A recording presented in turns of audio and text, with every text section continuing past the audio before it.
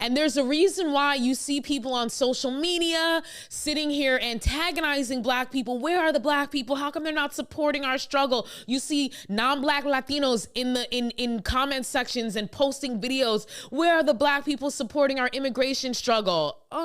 You mean the black people that your parents and tias and tios told you don't bring home? You mean those black people? You mean the black people who look like the black people in your community that you ostracize? Oh, do you mean the black Latinos that you fucking pretend don't exist? Maybe that's the black people you're talking about. Okay? So, you see them. Where's black? How come black people are not on the front lines? What you mean you're resting and da-da-da-da? The reason why they want us to go out there is because they want us to be their shield. So that they can start acting a mess, acting a fool, start breaking windows and doing nonsense like that, which, to be quite honest, you should be fucking doing. Let's keep it fucking for real, because that's what really revolution is about. But you don't see that happening. Why? Because they don't have the Negro shield. Us. African Americans have finally decided, find somebody else to do it. That's why they're not protesting, okay? They finally decided that they are not going to be anyone's pawn in these political games anymore, in this political theater, the political theatrics. They're not going to be bothered. They're going to be at work or at home or, creating. And that's that. And I'm very happy, because where's the money? Where are the billions of dollars that were stolen? Okay? Because guess what? The people who work hard and pay taxes, they have a right to know. Like, there's no more distracting people. Everyone is smarter than that. And I think that's where African Americans stand right now, is that they're not going to keep on speaking for people who every time they get in office, they completely forget about them, and they just use them, every 4 years. Find somebody else to do it. Where's the lies at? And then these entitled people have the audacity to turn around and tell you, because you don't want to be used anymore, you're next. And you know what the response is? We always been targeted, but there's something that the immigrants have that we never had. We don't have burner lives, right? They're like cats with 9 lives. They already burnt one of their lives in wherever country they came from, came over here, and they got another life to live. But this life is furnished with furniture on a taxpayer's expense. You get to live in an exclusive luxury hotel in one of the most expensive cities, not only in the nation, but the world, New York City, for 2 years. All your food is paid. All your vices is paid for, clothes, whatever. Once that 2 years run out, they give you an apartment, furnish that apartment for you. Once the taxpayers' money run out, you guess what they do? Advocate for more taxpayer money, right? So you didn't basically have a 4 years of taxpayers funding your lifestyle. What American, aside from black Americans, we already know we always been targeted, but what other American had these type of opportunities, right? And then they talking about whenever there's a social injustice or a social issue where they want people to shield and cape and literally be pew pew bags. Oh, black Americans, come out, please, black Americans. And when it comes time to reciprocate that energy or that investment, because that's what you're doing, you're investing into something. Usually with an investment, you get something, a return. Not in this case, you just get used. And you know what they say? If you do the same thing over and over again, expecting different results, but those results never change, you know what that's called, right? You know what that's called. So why continue to go through the motion? Why continue to be used and none of that is never reciprocated? It's never poured back into you. It doesn't make sense. They over here working on their first life, second life, third life, fourth life, fifth life, 9 lives like a cat, where we haven't even had one life of opportunity, one life of chance as a collective whole as black Americans. And this is where I land my plane at. Love her, hate her, I don't know what her motive is, but that's facts. I don't care. That's facts. And Minnesota, you think we forgot? I have been struggling on how to say this, and I made a video earlier, I took it down, but y'all are focusing on the wrong people. Y'all are focusing on why don't black people care what Trump is doing. We do.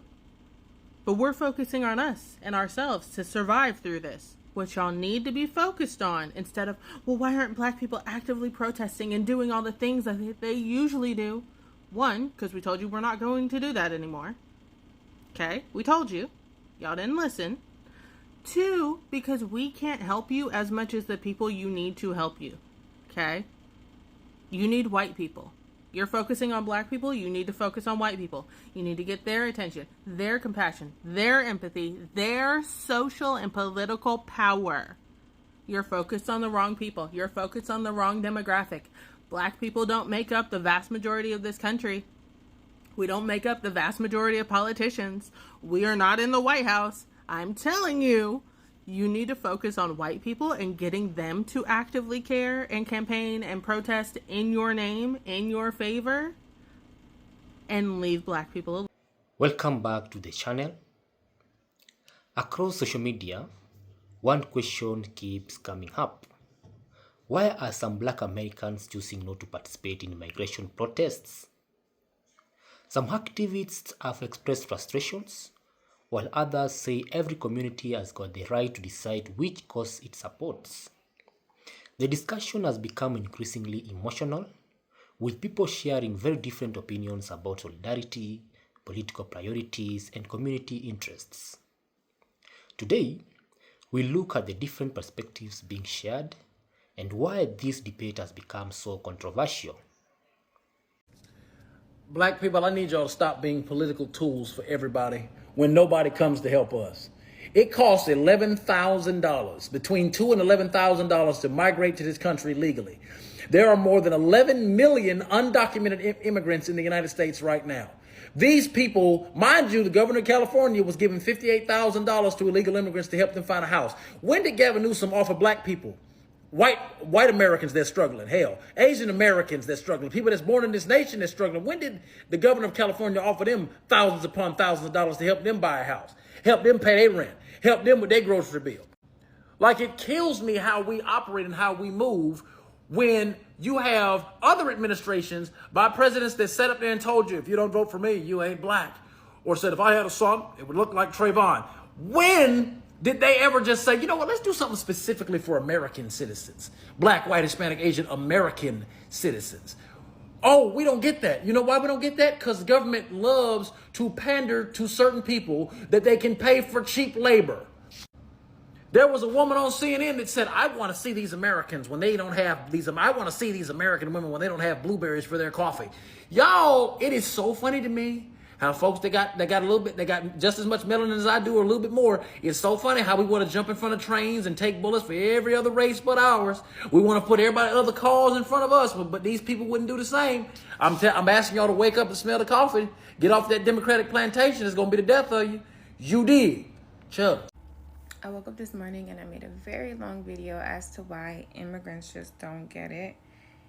And I won't speak on it because I'm going to release that video on YouTube. But what I do want to talk about is the black Americans who like literally stomp so hard for immigrant policies, way harder than they would go for themselves and their own policies. For them, it's like, you know, food stamps is enough. Childhood, early education vouchers are enough. Section 8 is enough. All of that is enough. But don't deport the immigrants. That's so wrong. Oh my God. They're literally like willing to trade places with you. They literally are willing to completely erase you, but you do whatever it takes to save them before you save yourself. I don't get those type of people. Those type of people scare me so much. Those type of people I feel like are like just lost in the matrix and are unsavable. And so I just don't have conversations with those people. To me, it's not worth it. It's not worth it if you don't care about yourself. And also, Dr. Clark Anderson says that that type of mindset comes from the plantation, where you look out for everybody else but yourself because you had no other choice but to look out for everybody else but yourself when you were enslaved. And so I don't understand those type of people. I stay away from those type of people. Why aren't black people helping Latinos riot against ICE in LA? Let's talk about it. There are three types of black people who are sitting these protests out. Number one, the black Trump supporter who voted for deportations. Number two, the Kamala Harris supporter who voted overwhelmingly for Kamala and then saw that Latinos overwhelmingly voted for Trump and they're like, y'all need our help now? Oh, hell no. And number three, the older black people who are like, what are y'all up to? Oh, and there might be one other type of black person too. The kind of black person that hears something like this. I don't think black people have a right to tell white people or Hispanics what they can and cannot say. And that means if a black person wants to use the N-word, that means a white person also can use the N-word, because all lives matter, not just Black Lives Matter.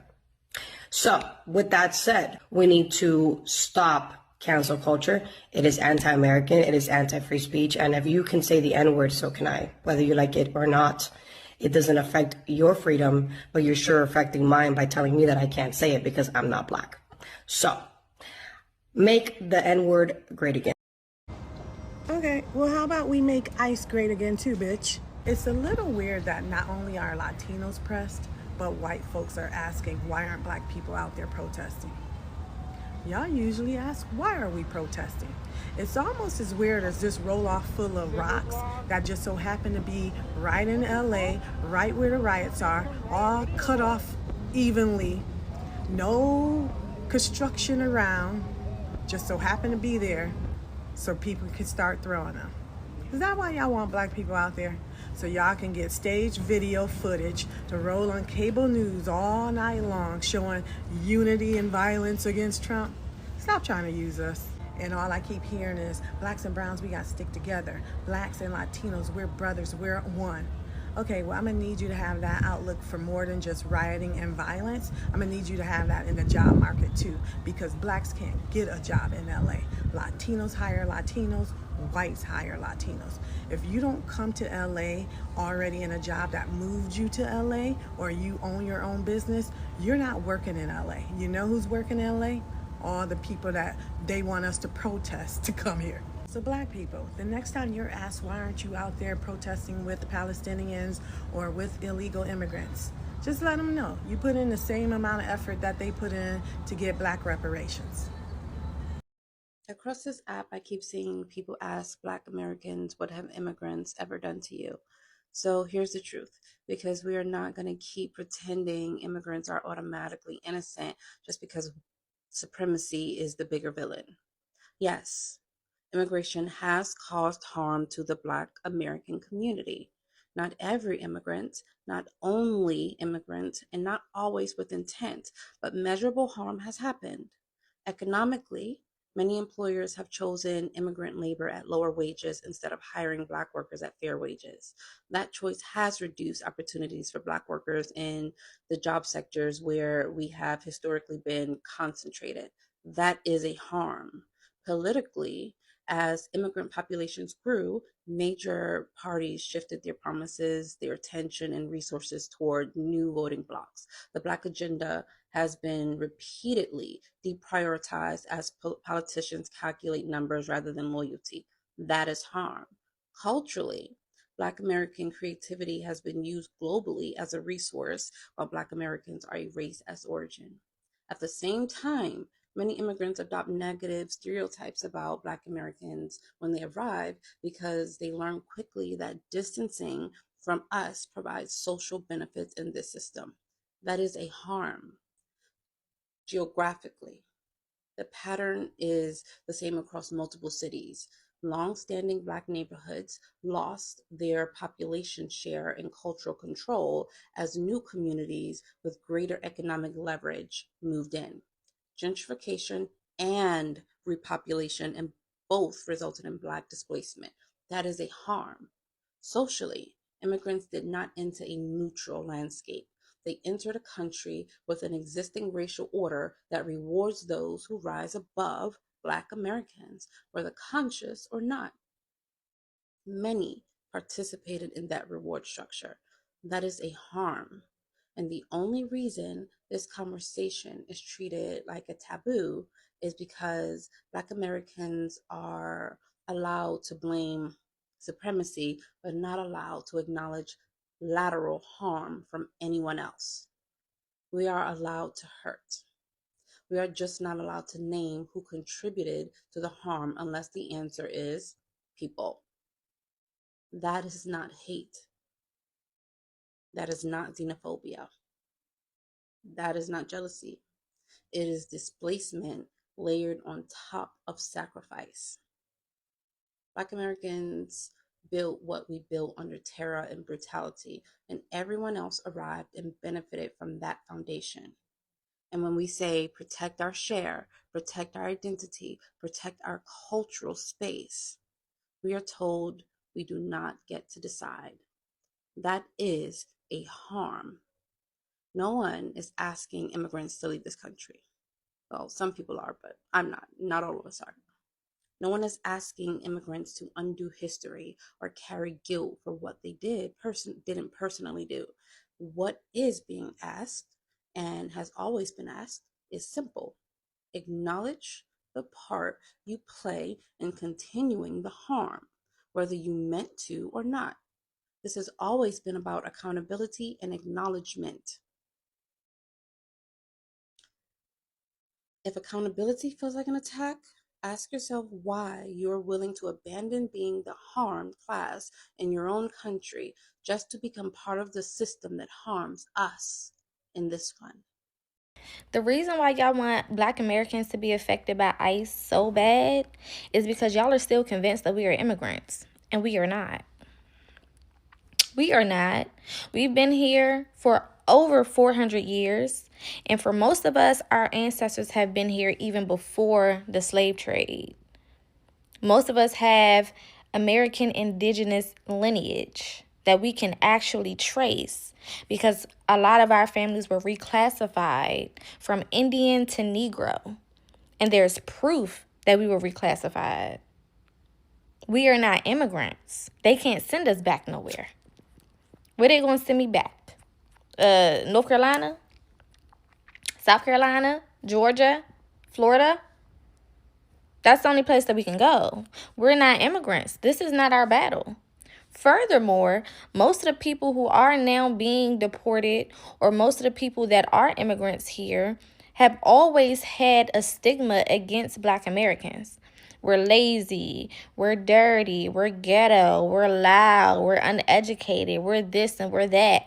But now that ICE is outside, we're supposed to be on the front lines of the same people who come here with these mentalities about us and don't even know us. I don't understand that. This is not our battle. This has nothing to do with us. And all the Black Americans who want to go outside and put themselves on a front line and risk their lives, that's on them.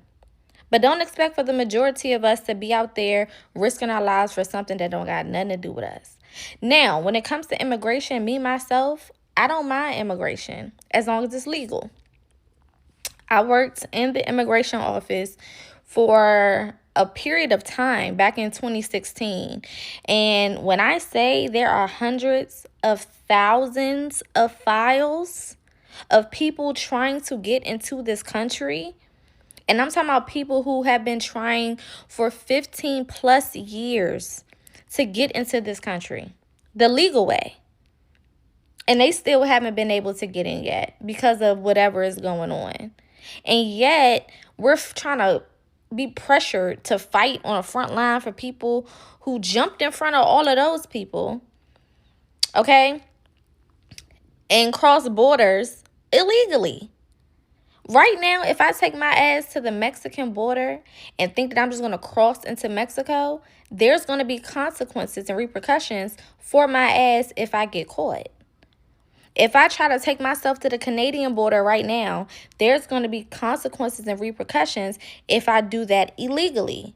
So why is America expected to be the country where people can just come in and out as they please, undocumented? We don't know who you are. We don't know what's going on. We don't know where you came from. We don't know if you're running from something. We don't know if you're a prisoner somewhere else and now you over here trying to sneak and hide. We don't know what the fuck is going on. Furthermore, let's look into how many Black women have been unalived by illegal immigrants. One of my good friends is the sister of Dakara Thompson. Dakara Thompson was a 19-year-old beautiful woman, young woman, who was unalived by an illegal immigrant. He raped her, he SA'd her, he unalived her, and then threw her off a bridge. Okay? This was back in the late August, early September of 2025. So this is rather recent. Okay? And her family is now in court dealing with that. The gag to that story is that same illegal immigrant that unalived that beautiful young lady had been caught on a DUI a couple of months to a year before that, if I'm not mistaken, and nobody checked to see if he was actually supposed to be here or not. So he could have gotten deported and that baby girl would still be here. So no, this is not my fight. This is not our fight. We are not expected to be on the front lines for everybody, while everybody continuously disrespects us and undermines the things that we have going on. We have all of these people who are of Caribbean heritage and so on and so forth in politics that speak against reparations because they say it's not fair or it's going to put us in debt and all of this other shit. But then we're also supposed to go fight for you? Are y'all crazy? No. This don't got shit to do with me. My people have been here. I myself have my tribal ID because I did the work for my genealogy and traced it back and was able to prove that I'm Indigenous American. And a lot of us have. So no. Latinos in the United States have not earned the support of black people for us to be demanding, oh yeah, why aren't they coming out to protest with us? Why aren't they engaging in activism with us? Because we haven't earned it at all, in the slightest. Or did you guys forget that 46% of all eligible Latino voters voted for Donald Trump in the 2024 presidential election? Or how about the fact that racism, anti-blackness, colorism, all of these things are still very much pervasive in our communities? Bro, Latinos haven't even reconciled with the fact that they can't use the N-word unless they're also black themselves, because Afro-Latinos exist. Oh, and if we're talking about Miami, oof, you'll see the whitest MAGA Latinos be like, bro, but I grew up in the hood. I grew up around black people. In Overtown or in Liberty City, I could say it, bro. No one's going to stop me from saying it. It's my right. I'm not racist. I have a black friend. We haven't even gotten over that. And we want black people to go to protest with us, to engage in activism with us, putting their lives, their freedom, their bodies on the line? No. I completely understand any black person that wants to just disengage, disregard us. I get it, guys. I really, really do. And we, as Latinos, as a collective, should not be harboring resentment against black people, criticizing them, getting angry at them, questioning them. No. No. Because we've earned this. They are completely justified in feeling the way they feel and doing what they're doing. Now, I would like to give a message to the black folks watching this video. You are completely justified in your feelings and in doing what you're doing, and I respect it. But please remember that black folks are also being affected by this persecution of undocumented migrants. And I feel like that's not talked about enough either. Here, Miami, Florida is the best example. Haitians, Jamaicans, Bahamians, Afro-Cubans, Afro-Hondurans, Garifunas, black people from all over Latin America and all over the world, Africans, just so many black people that are also undocumented that are really being affected by the persecution of this administration. And of course, much like any other entity in space, black folks in immigration detention centers, in the immigration system, are treated worse than their white, Latino, Asian counterparts. So it's really important to acknowledge that and just let you guys know. But yeah, Latinos, we need to tighten up. If you guys want the support of the black community, then earn it. Demonstrate that we can solve these issues of racism in our own communities, and please stop saying the N-word. If you're not black, don't say the N-word. It's really simple, actually. I love when immigrants comes on underneath my comments and say, oh, you're next. First of all, you need to go learn your history. And that is why we don't like you. And you don't like us, and that's great. You don't even take the time to learn our history. And you don't even know that if it wasn't for our 14th Amendment, you would not be able to come over here, have babies, and gain birthright citizenship for your children. And we're the reasons why you were able to even come over here and get a green card, set up shop, and send money back to your family. Why do you flee? Why can't you build in your own country? And then you want to say, oh, we come to America for opportunities. Why did you leave your country to come over here and do that? Answer that. We are the strongest ethnic group in the U.S. that can't be touched. We're the only ones where if a news anchor says the N-word, they're getting canceled. They're getting fired. They're losing their income over a black person. You're mad. We can't be touched. You're upset. We can't be touched. The amendment has been enacted for us, not for you, baby. They said Black Americans are not interested in assimilating to whiteness.